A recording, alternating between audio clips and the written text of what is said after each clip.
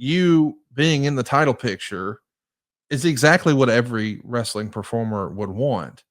And I know that Russo is the guy who's really advocating for you here, and you had a great relationship with him that gave you more confidence about your career prospects than perhaps you thought you would enjoy with Jim Ross and Vince McMahon.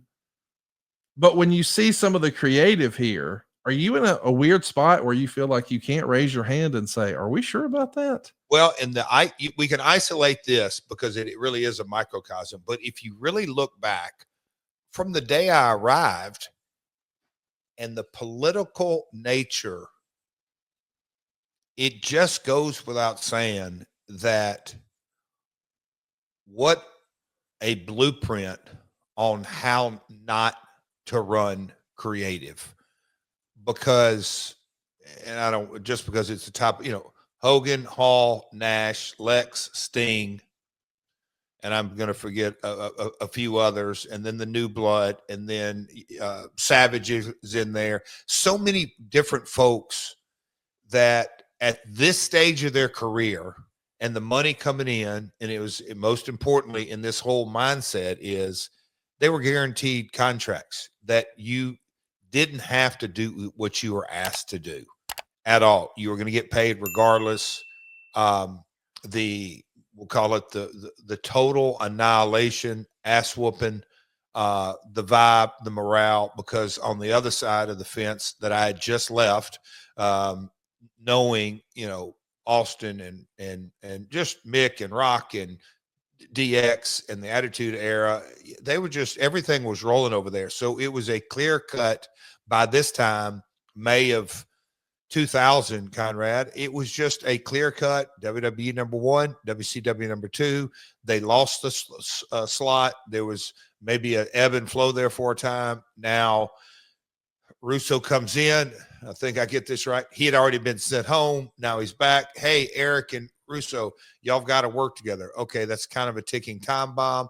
Let's try to do this. It's still on a week-to-week basis. And that's another thing, Conrad, that is so damn hard. And I've been in the middle of all kinds of stuff like this as a talent, as a producer, helping things out. I've seen my old man back to the territory days, one angle after another, may not pop. Then he just literally takes his yellow colander pad, rips everything up. I'm going to forget what I had the next, month or two or however far in advance. He said, to start over. So Shivani, and you'll probably recall this even better, but this was far from a well thought out plan. It was a week to week basis. And so, yes, Conrad, I was there. I was loving the money that I was making. I knew where I had just come from, that I was about as hot a heel as the WWF had in October of 99. So we'll call it September of 99, a hot heel. And I knew where the political climate, I'm not going to point fingers just at Ross because he was trying to keep his top star happy and everything that goes with all that kind of stuff. I knew that I didn't use the words grateful, but I was thankful to be there and in this opportunity, but knew in my gut of guts that this ain't going to get us where we hope it is, because there's just too much. And this is the term I always used, man, we're hot shotting a lot. I mean, when you start hot shotting a lot, it no longer becomes a hot shot. It's just it's this there. Let's talk just a minute, because I'm going to put you on the not a hot shot, but the hot seat, because the Observer had this to say. Bret Hart was asked by Sting before the stunt on April 17th if he had a problem with Sting coming down from the ceiling. Bret said he didn't have a problem with it if Sting didn't have a problem and felt safe doing so and had a safety line. But there were people in the company who felt it was in poor taste. Russo was insistent that it was important to do it. Now, you're uniquely qualified to have an opinion here, because you're one of the first guys in the ring after Owen had his stunt. We know we know your family relationship with his family, and I mean, he's one of your best friends and a tag team partner. And I mean, you were a big part of Owen's life. Not to say that Bret isn't, of course, but here Russo is advocating that this stunt has to happen. And I know Russo's also your pal, but he's also the guy giving you a push. Did you think this was okay? And if not, did you feel like I probably shouldn't say anything. It doesn't do me any favors politically if I do. It feels like you're in a really tough spot here, Jeff. And you're specifically talking about Sting rappelling down. Yes. Yeah, I mean, I'll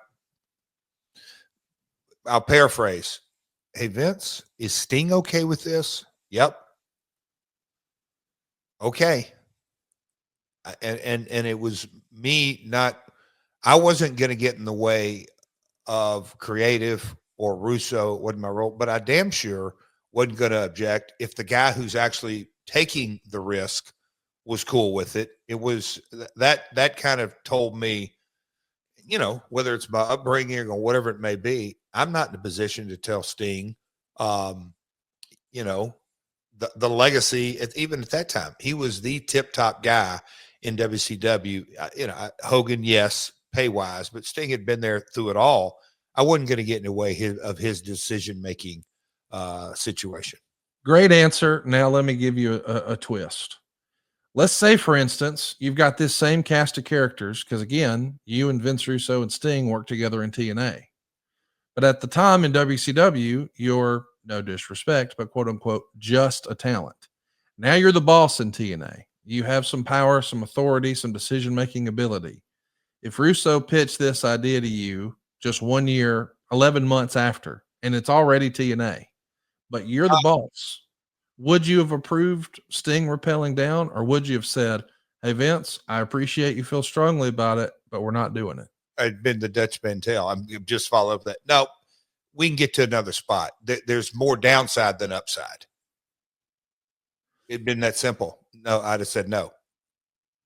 If you're just talking a year removed, I feel in my heart of hearts, I'd have said, Vince, I get it. I totally understand it, but I'm going to challenge you because this is a creative room. And by that word creative, that means we're supposed to get creative in our thought processes. I'll challenge you to come up with maybe not only one more idea, but 3 or 4 ideas, and let's let the room vote on it and beat up different ideas and make them better. I did that many times on stunts, on angles, on promos, on outshots, on you name it. I think that is, you know, as I've aged and look at wisdom, I think that is such an important part of I'll say leading a creative process is to challenge folks. Hey, let's come up with a couple other options. Not saying we're not doing your option, but the real process here is let's get collaborative and creative, and somebody come up with something, and somebody else in the room is going to take an idea and make it better. And then you never know, there may be another somebody in the room.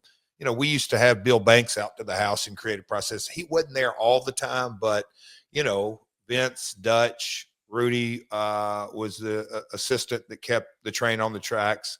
Abyss would come from time to time. There's, you know, Mike Tenay. We would Matt Conway. We would have that room going all this. And I'm just giving you Jeremy Borash. I would just give you for an example that, you know, every now and then, and Bill would be doing his day job, social media and YouTube in those early days. All of a sudden, he'd say, "Hey, Jeff," and he'd call me downstairs. There's a bar, by a kitchen, and behind a bar, and they were over in the meeting room. He'd say, "Hey, man, what do you think about this?" And I'd go, "Shit, go tell the room." But I think there's a lot of success that can come out of that. I got on a little soapbox, little tangent, Conrad, but no, I would have said, let's come up with other ideas. You just didn't feel like it was your place to say that as a talent? Yeah. I mean, again, out of respect for the process, that's 2. Number 1, out of respect for Sting. We're helping people save money at savewithconrad.com. And with all the economic turmoil going on the last few weeks and all the uncertainty it brings, here's one thing that is certain. Your home is still worth more than what you paid for it. According to the Zillow Home Value Index, the value of your home is still going up year over year, which means you're most likely sitting on untapped equity. Did you purchase your home or refinance it a few years back and got one of those really low COVID interest rates, and now maybe you're worried about giving it up? Well, here's something to think about. While the interest on your mortgage payment is low, the interest you're paying on your credit card balances is most likely wiping out those savings and then some. So what's more important, clinging on to that low rate or saving money each month? Let's talk about using the equity you've built up in your home and rolling all that debt into one lower monthly payment. Someone who just did that was our man Andrew, a maintenance worker in Tennessee.